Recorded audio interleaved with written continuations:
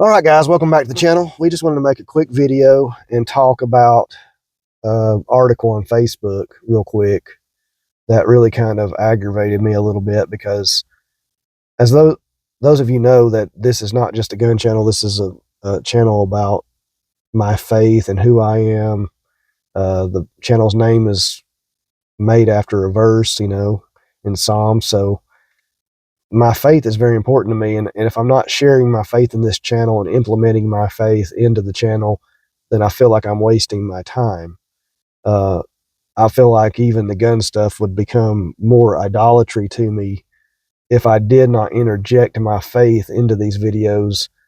I would be making the guns and my hobby more important than God Himself. And from my feeling, I'm not saying that everybody should feel that way. That's the way I feel about it.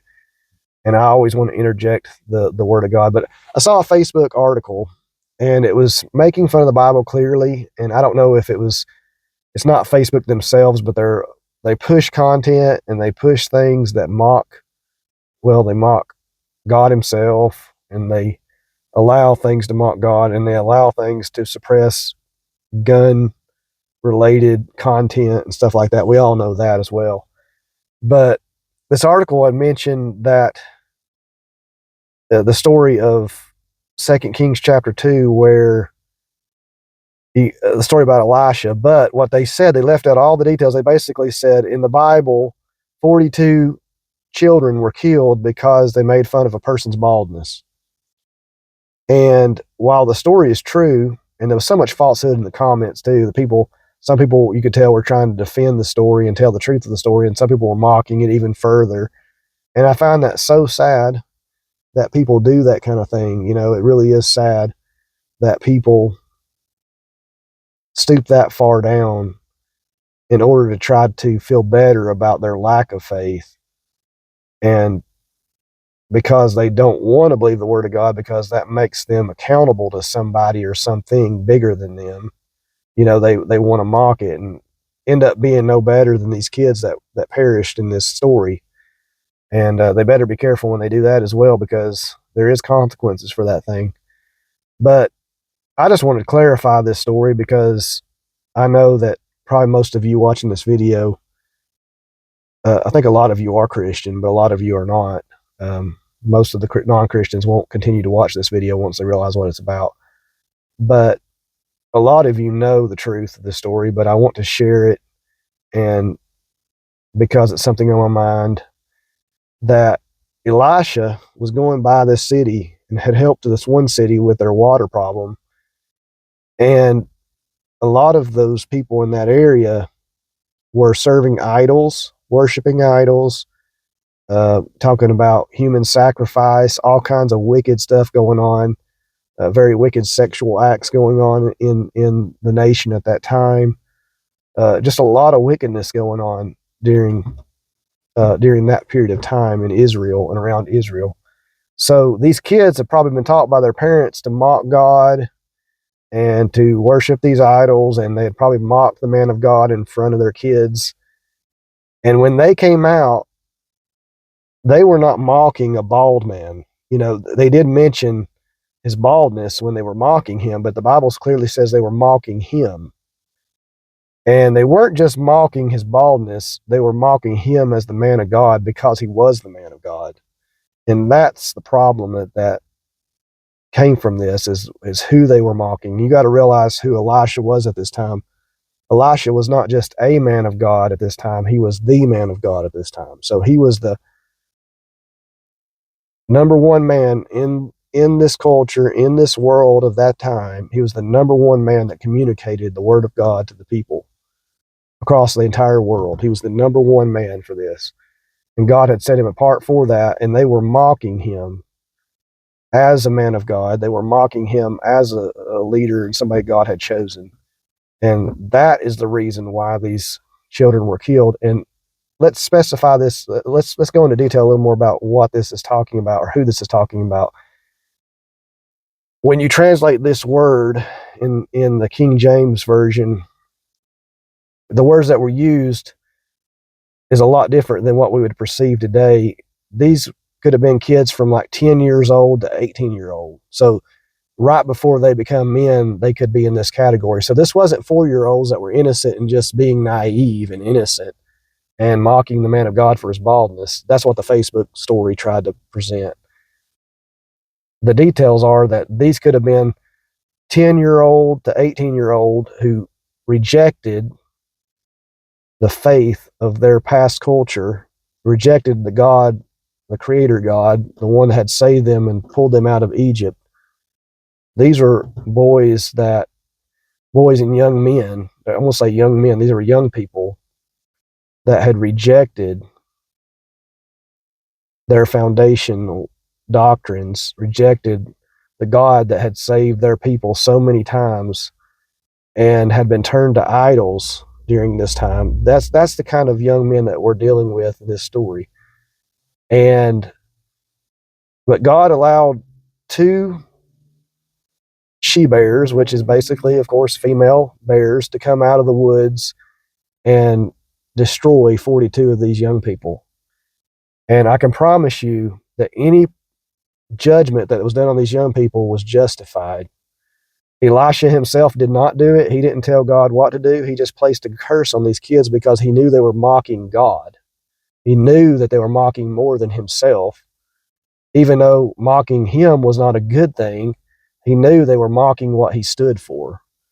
And that was the reason why Elisha placed a curse. It wasn't Elisha who did the curse, who acted on the curse. It was God himself. So the God of the universe is who judged those kids.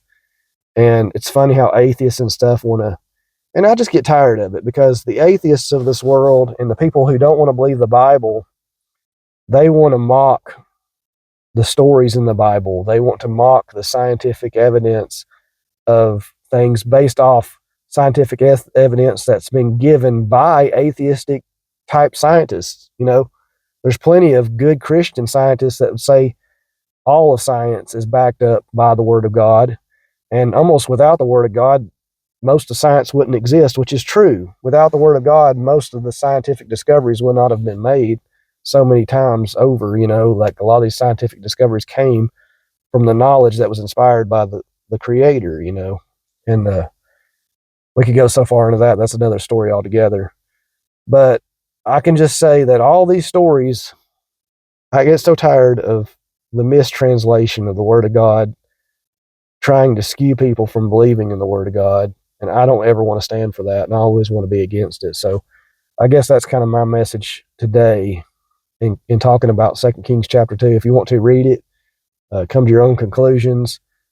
But that is a powerful story, and we do not need to mock those that God has put into power, especially those, you know, I will say it's one thing, you know, we're not going to agree with every pastor. So I've heard people justify stories like this and say, well, you don't need to question the man of God or question a pastor.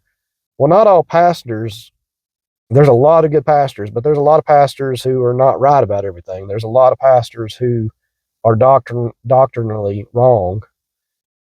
And it's one thing for you to say, well, they should do this better, or they could do that better, or, you know, to question what somebody is saying is one thing, but to mock them, I think is another. I think we shouldn't mock even those of different doctrinal faiths in a culture, in a place that they're trying to, those men who are trying to serve the Lord, even if they may be off on some doctrinal issues, we should always respect them and always let them have their platform and not try to trash their platform, because they're doing more than a lot of us are.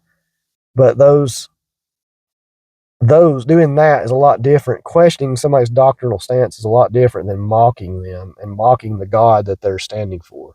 And that's what we're seeing in Elisha. I'm just saying there's a difference there. So don't think that's the same thing, and don't try to use that as the same thing.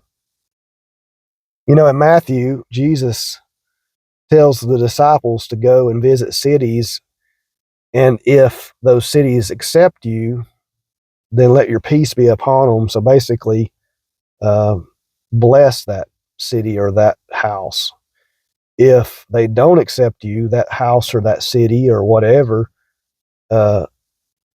wherever you are, if they don't accept you, to knock off your shoes, knock off your boots, knock off your sandals, And it would be better for Sodom and Gomorrah, who God judged with fire and brimstone and remembered them no more. They've never been a city since then in the Old Testament.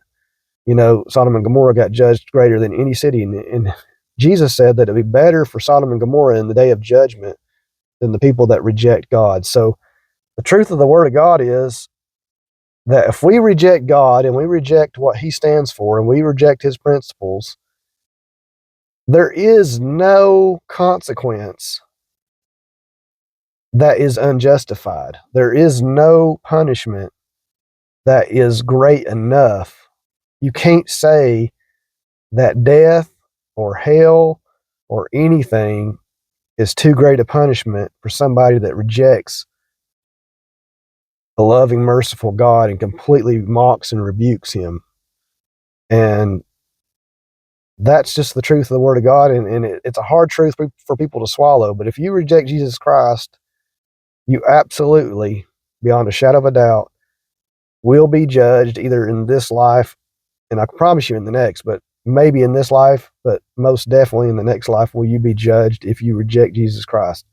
He may show you mercy after mercy after mercy, give you time after time after time to accept Him. But one day is coming when in eternity you will be judged. So I always want my kids to be able to go and look at this channel. If I was to pass away today or tomorrow or 10 years from now, I want my kids to be able to go to this channel and see that their father cared about the Word of God and cared about other souls. And I'm not perfect, and I have my own way, strengths and weaknesses of how to do that. And I try to do that through this platform, along with some other ways I try to do it. But guys, don't ever mock who God is, even if you don't believe in Him, even if you want to read the whole Word of God and still choose to reject it. I just ask that you just don't mock it. You know, it's dangerous. It's dangerous for you. It's dangerous for others around you. Don't mock it. I mean, you don't have to mock it, and don't buy into these stories where people hate the Word of God and they want to sell falsehoods about the Word of God. Don't buy into this stuff. I just hope you'll understand that. That's my kind of devotional for today, talking about the verses in Matthew and the verses in 2 Kings chapter 2, talking about Elisha. That story really upset me because I'm sick of this world and this culture trying to belittle the Word of God. I'm just tired of it. I've had enough of it, and I'm not going to stand for it myself. And I'm definitely going to use my platform to encourage people to understand the truth behind it all. God bless. Have a great day. Please like and subscribe. Please leave comments, whatever you want to say. If you disagree with this, I would rather you, if you have too harsh of a comment about why you disagree with what I said, it probably will be deleted because I don't have time or a place for that. If you want to mock the Word of God, that's on you. Do it on your channel. Do it wherever you want to. That's fine. But don't do it here. It's not fine, but it's fine as far as it's your freedom, your right to do that. But don't do it on my channel. And if you want to have a civilized discussion about things, that's fine. I don't mind that in the comments. But don't sit there and mock what I'm saying or mock what the Word of God is saying in my comments. I will not tolerate that. And I don't have time to debate people that are just hateful. I don't have time for it. Whether that be my gun channel or on videos like this, I don't have time for that. All right, guys. Catch you later.